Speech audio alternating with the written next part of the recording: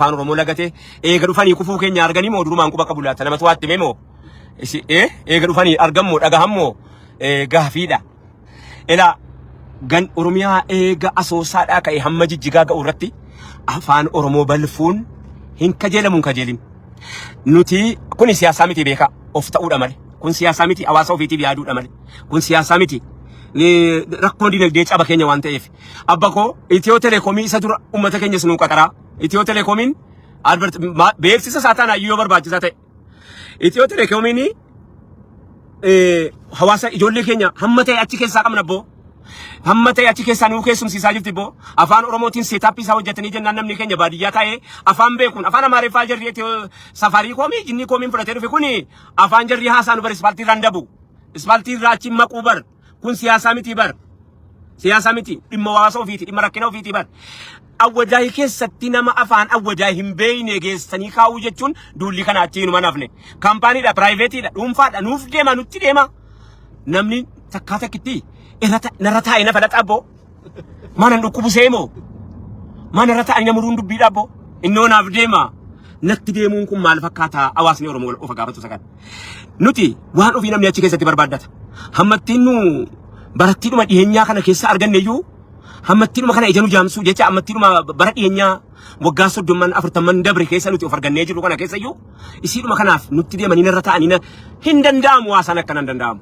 abeet of barbaadadhaa jennaani yaadattu tanaan bara 19 akka lakkoofsa biyya kanaatti 87 Peepsiin duula tokko jalqabe anaa duulu Peepsiin duula tokko jalqabe 87 yaadattu 87 ijoolleen fichee na yaadattu ijoolleen naannoo jalduu quba qabdu teessa'uu shawaan gara dhihaa karaa kun wanta deemu kuni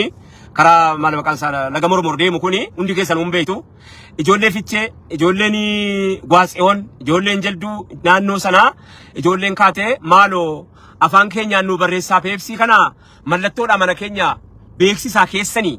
bakka kanatti mirga dhabuu jechuun maal jechuun beeksisni kun keessan eega keessan ta'e immoo beeksisa keenya kana afaan nu beeynu nu godhaa jetteen ijoolleen fichee nama gaafa sana hidhamen beekaan yeroo kana Maccaaftuu lama ani Maccaaftuu lama jira Maccaaftuu lama keessatti namni na balfees jira gaafa sana namni gurguddaa keessaa garuu immoo agalatuman obbo Alamuu Qixxeessaa tiin dhaqee mari'adheen jennaan ilmoo koo hamma qabduun irra qabdi silaa du'a keenya tolaa miti waan qabdutti gadhiifadhu silaa du'a keenya tolaa miti ijoolleen baandii gadaa hundisitu duula kana irratti bobbaatee akka Muktaar Usmaan ijoolleen akka Haayiluu Kitaabaa namoonni duula kana gaafa sana quba qabdanii Muhammad Sheekaa ijoolleen baandii bilisummaa Tasfaayee Dheeressaa Kumsaa namoota baay'ee jirani gaafa sana warri kuni quba qabanii akka jirtutti quba qabanii duulli jari gaggeessan duula tokko harka keessa wayaa jalaatiin beeksisni kan jaraati dhaggeeffadhaa waan dinqiidha beeksisa jaraa kana waa keessan sirraa binnaa afaan keenyaan nu godhaa afaan itti dhuma nu balfinaa jenneen silaa afaan quba keessaa qabna afaan itti dhuma nu bilfinaa afaan keessaa qabna afaan keenya kana nu kabajaa jennaani warra afaan keenyaan nu beeksisaa jedhe fichee keessaa ijoollee nama meeqa qabanii nu jalaa hidhan abbootii hoteelaa abbootii bunnaa beetii nama meeqa qabanii nu jalaa hidhan maal jarana balfa afaan keenyaati jecha ijoollee meeqa hidhamtee naannoo komaandoo ijoollee naannoo komaandoo quba qabdanii fichee keessaa hin agartan ta'afaa gaafa sana ijoollee 86 akka lakkoofsa Itoophiyaatti jedhaa jira quba qabdanii gaafa sana abadan Peepsii wanni jedhamu kun afaan Amaariffaatiin malee hin ta'uu jennaan nus gabbaanee maarree qoonqoon kooti miti anis hin dhuguka kooti miti farankaan kooti miti inni ittiin dhugu kun farankaa kooti hin dhugaa miti ma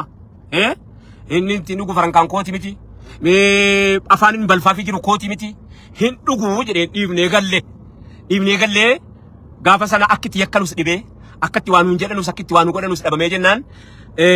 dirqama afaan warri gaafa sanaa jijjiiruu iyyaalle xiqqoo sillee ta'u iyyaalle hin jijjiirre afaan gaafa sanaa illee hin jijjiirre warri sun gaafa sana keessatti eeganaas warri naannoo biraa kanarraa argatanii waan isin dhibu jalqaba balfa kana akka shanan dibeetti geeraa jalqabe geeraan waan Peepsii ta'e waan Mirindaa ta'e waan maaloo ta'e ganda ofiitiin ga'uu didde ganda ofiitiin dhuguu miti ganda ofiitiin ga'uu didde akka shanan dibeetti akka leeqaatti immoo ofumarraa kutteessu akka ta'an ta'anii nullee yaalii waan adda addaallee hojjetanii jireenya harka Rabbii jira malee harka namaa hin jiru natti dhukaafta malee ajjeesuu hin dandeessu bar namni nama ajjeesuu hin danda'u Rabbiin inni nama ajjeesuu hin jarjaru sinuma kana jidduu jiraatama jara keenya wanti lamman kun nu dhibuu qaba. Tokko baabbilee rakkoo qabdi. Ijoollee cinaaksen ajandaan keenya lamuma kana qofittidha. Silla daqiiqaa 5 jedhee 15 ga'ee gaa waa'in keenya maasaa meedhuma moo jara keenya namni kumni lama baay'eedha. Safaariikoomii kana ajandaa godhanii itti deebine jedhee. Waa'ee maa isin safaarii jechuun sila nu safaarii koo hiikaa biraatti beeynaayyuu. Safaariikoom jettee nu safaruu dhufteera. Nan safartuu kam? Nan safartuu kam? Eebboo nuti haqaaf immoo la adiliidhammoo haqa qabna immoo siyaasaa miti immoo kun waan siyaasaa nu hin beeynu baadiyyaadhaa dhumne warra siyaasaati dhiisa. Nuti ikonomikaalii